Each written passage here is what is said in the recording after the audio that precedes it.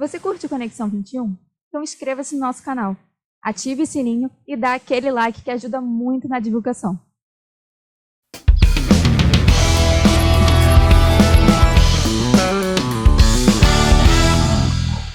Essa edição do Conexão 21 é imperdível. Convidada é Ângela Costa, uma empreendedora de mão cheia, um ícone na economia do Rio de Janeiro, no mundo empresarial do Rio de Janeiro e do Brasil. Olha, vocês não podem perder esse papo, muita dica, muita coisa, muita história. Tenho certeza que vai todo mundo gostar. Então, relaxem, aproveitem e curtam o Conexão 21 com Ângela Costa.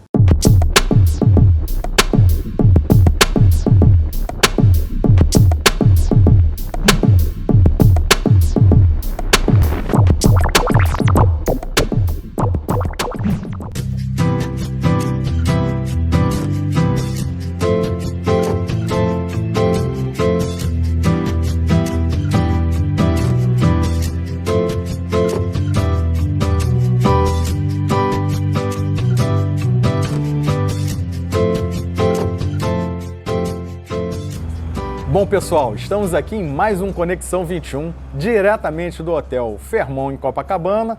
A gente encomendou esse visual maravilhoso para vocês curtirem aqui com a gente. São Pedro ajudou, então a conversa hoje é com a minha querida amiga Ângela Costa. Ela vai falar muito da trajetória dela, um papo super bem-humorado. Tenho certeza que todo mundo vai gostar, todo mundo vai curtir demais essa conversa, essa edição do Conexão 21.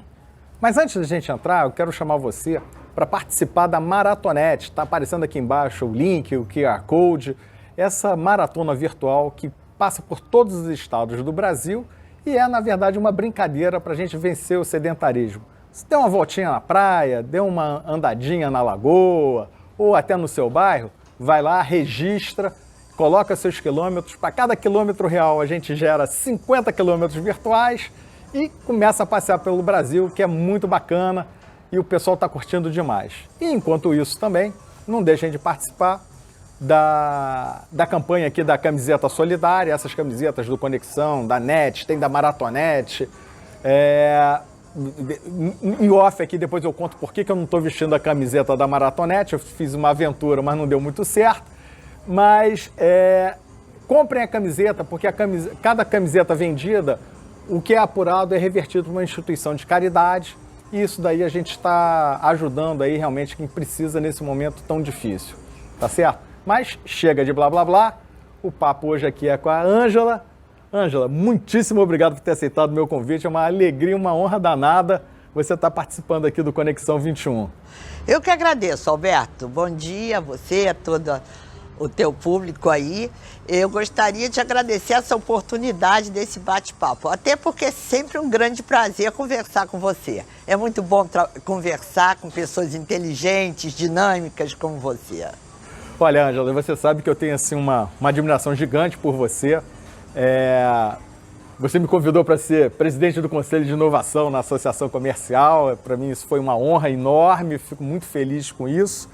E a gente vai falar um pouquinho de associação, mas eu quero começar pelo seguinte. Me conta a sua trajetória, Ângela, porque assim, todo mundo conhece a Ângela, que é assim, uma expoente no empresariado, mas como é que foi isso? Daqui foi um passe de mágica e de repente você ficou tão importante assim? Como é que foi?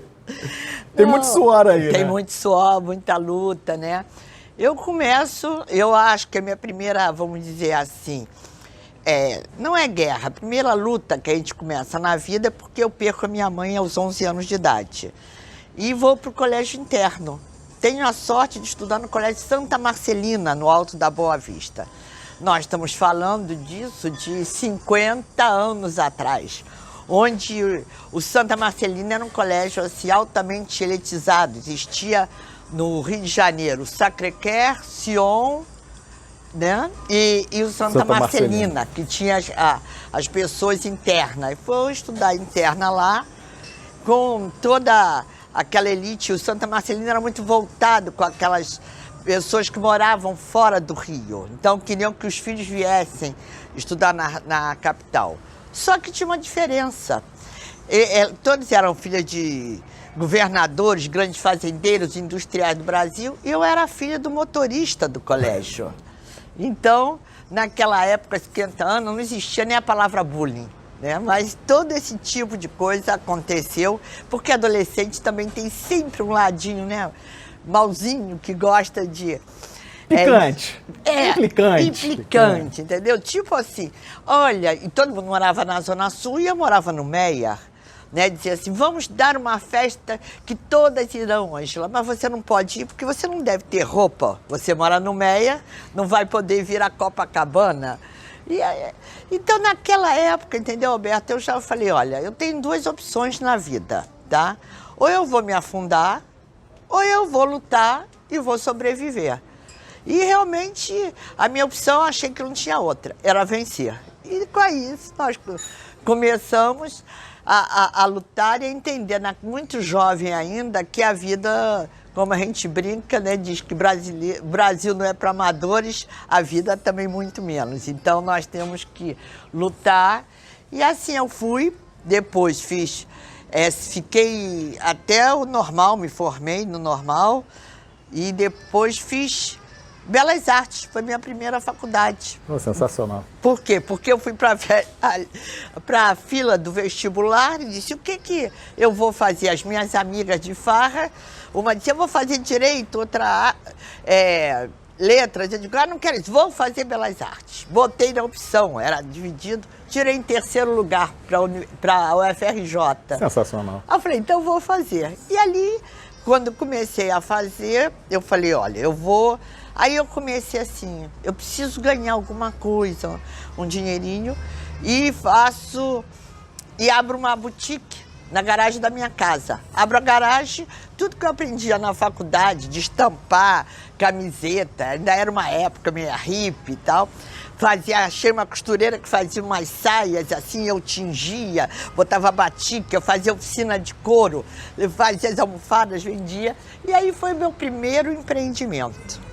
Nisso, aos 21 anos, meu pai falece e realmente ele tinha os 2 lotações no Santa Marcelina, fazia o transporte escolar. E eu começo no transporte escolar, vejo que é um setor que está totalmente desorganizado. Então eu chamo todo mundo e digo, olha, ou vamos nos unir para que a gente possa sobreviver, ou vamos morrer. Naquela época não existia van fazendo transporte escolar, era só lotações. Você não é da época das lotações, a quem não conhece, eram uns ônibus pequenininhos de 28 lugares. Então, realmente, eu reúno todo o pessoal e montamos uma associação de transportes escolares do Rio de Janeiro, que depois virou sindicato. Todo o setor se une e eu realmente, isso nós estamos falando de 1975, em 80 eu já era a maior empresa de transporte escolar do Rio de Janeiro, com 32 ônibus. Já fazia vários colégios, não só o Santa Marcelina, mas anglo-americano, já fazia vários. Conclusão, nisso eu saio e eu falei, eu preciso ter uma outra opção. Transporte escolar foi bom, mas eu preciso diversificar, eu queria fazer alguma coisa. E aí, a mulher pensa muito assim, vou abrir um restaurante, uma loja de modas, né? Aquela cabeça feminina ainda, nós estamos falando de 40 anos atrás. Aí eu tive a oportunidade de ser convidada para gerenciar uma empresa de amigos, tá? De indústria de papelão, que eles estavam muito mal. Eles já tinham entrado 2 vezes em concordata, que na época chamava era concordata, né? E me chamaram e disse, não, Ângela, você deu jeito, tem uma experiência, vem aqui, te damos até uma sociedade. Eu falei, ó, então vamos fazer um contrato, mas deixa aqui, deixa eu primeiro observar. Conclusão, fiquei 8 meses nessa empresa, organizei ela toda e descobri que eu adorava era chão de fábrica. Sensacional. E aí saí, 8 meses depois, dizendo, olha, obrigada, eu não quero a sociedade, a empresa está aqui. Está organizada. Toda organizada, mas comunico que serei concorrente de vocês. E saio, desmonto praticamente a minha casa toda e alugo um galpão perto da minha casa, também ali em Todos os Santos, perto do Meia. e abro a minha empresa, que esse ano faz 41 anos. Espetacular. Ô, Ângela, e como é que é essa vida? Você tem essa experiência aí muito forte de empresas familiares, né? Então, assim, como é que funciona isso? Como é que é a relação da empresa familiar?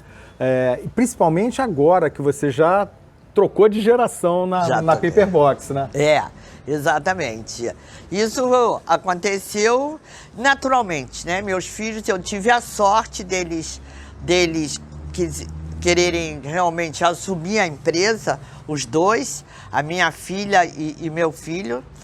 E hoje eles tocam, mas eles não entraram como chefes, tá? Isso foi uma coisa muito importante. Eles entraram ralando, né? Ralando, tá? Ele foi estagiar na Klabin, na época que tinha uma fábrica no Rio. Ela é formada em engenharia de produção e ele em administração. Então, mas é muito interessante. Ela hoje cuida da parte administrativa financeira e ele é o da produção. Então, e realmente a gente fez essa sucessão foi quando eu passei a me dedicar um pouco mais para a parte institucional. Porque depois da experiência que eu tive, o pessoal de papelão me chamou para assumir o sindicato de papel e papelão. Que eles viram que eu tinha organizado o setor de transporte escolar. Aí fui para ali, claro, entrei para a FIJAM, para a Federação das Indústrias, e fui a primeira mulher numa Federação das Indústrias, depois me tornei vice-presidente. Vencendo barreiras, né, Ângela? Vencendo barreiras, né? Uma mulher na indústria, aquela coisa. E depois vim para a associação comercial, também a primeira mulher em 211 anos. Ô, Ângela, e a gente vê que o associativismo está nas suas veias aí desde sempre, né? Juntando a turma, coordenando, fortalecendo setores, né? Como é que é essa visão aí do associativismo? Eu acho que se nós não nos unirmos, tá? Certo? A gente não pode dizer tudo o seguinte, olha, é o governo que tem que resolver. O governo não tem braços, não tem pernas, não tem poder. Não adianta esperar, para fazer. Então eu acho que a gente tem que ter essa consciência, tá? Como cidadão, como empresários, tá? De unirmos e trabalharmos para um bem melhor. Um bem melhor para as nossas empresas, para as nossas vidas e para a sociedade. Isso é muito importante e a gente tem que, na verdade, a sociedade organizada tem que pautar o governo, exatamente, né? E a gente fazer o trabalho, eles darem lá as condições, induzirem para as empresas poderem crescer, fortalecer, e, enfim, gerar muito emprego, que é o que a gente precisa hoje no Brasil, no Rio e no Brasil, né? Ô, Ângela, me diz um negócio. Você estava falando aí, a gente estava conversando um pouquinho sobre as empresas familiares, né? Empresa familiar tem sempre aquela questão assim do tipo, é muito pequenininha, é muito trabalho, é muito sofrida. E para vocês, como é que foi o salto, né? O que fez a diferença dentro da empresa familiar? O que saiu, como diziam os antigos, o que saiu da figura A para a figura B? O que fez dar esse pulo? Como é que a empresa disparou? São 40... Porque é sempre uma sacada, né, Ângela? Tem sempre uma... Quer dizer, nós tivemos um diferencial, a minha empresa teve um diferencial, porque quando o setor de embalagem é um setor realmente ótimo, porque é um termômetro da economia, né? Todo mundo usa embalagem de papelão. Exato. Mas eu tinha que ter um diferencial. Naquela época eu falei, qual será o meu diferencial? Qualidade. Então, eu fui a primeira empresa no Rio de Janeiro a certificar em ISO 9002. A terceira no Brasil no setor de papelão. Quer dizer, então a gente trabalhou, isso eu estou falando com grandes empresas. E nós fomos trabalhando assim. Então, os filhos viram aquilo, nós fizemos um trabalho, entendeu? Muito de consistência até hoje. A gente trabalha muito. A empresa cresceu, claro. Eu fazia 10 mil metros por mês, vamos dizer assim, ou 10 toneladas por mês. Hoje nós transformamos Perdão, fazíamos 10 mil quilos por mês. Hoje nós fazemos 4 mil toneladas. Uma coisa, um crescimento exponencial, espetacular. Então, realmente, a gente fez isso. Agora, você disse, como é que é? Eu não sei, é um segredo que você tem que... É trabalho, né? Trabalho. E conscientização, por exemplo, quando as crianças eram pequenas, eu chegava em casa, trabalhava o dia inteiro, e eles para a escola, as atividades, eu conversava com eles os problemas da fábrica. Hoje aconteceu e eles participavam, entendeu? Claro, com as ideias dele, às vezes com 8 anos, 9 anos, entendeu? Desde essa época já tinha reunião do conselho em casa. Já tinha reunião do conselho. Quer dizer, isso eu acho que foi envolvendo. E você sabe que, na opinião deles, você sabe, surgia algumas ideias de caminho. É interessante isso, a gente pensar fora da caixa. Disruptivo mesmo. Porque às vezes não é tão a coisa, aquela ligação profissional, mas a ideia de você pensar por aquele caminho, isso é fantástico. E isso conviveu até hoje na nossa família. A gente tudo discute, a gente tudo participa. E tá dando certo, né, Ângela? Graças isso que é importante, isso é importante. Ô, Ângela, e quando a gente olha assim para toda essa sua experiência, para toda essa sua capacidade de aglutinar pessoas, como é que você enxerga efetivamente essa oportunidade, né, que o Rio está tendo agora? Porque o que aconteceu com a pandemia? Eu costumo falar para o pessoal o seguinte, olha, a pandemia veio aí e a pandemia deu uma zerada. Botou todo mundo mais ou menos, acabou tudo, vamos ficar todo mundo no zero aqui. E agora a gente tem uma condição de reorganizar, de repreparar a nossa sociedade. Como é que você vê esse momento aqui do Rio de Janeiro?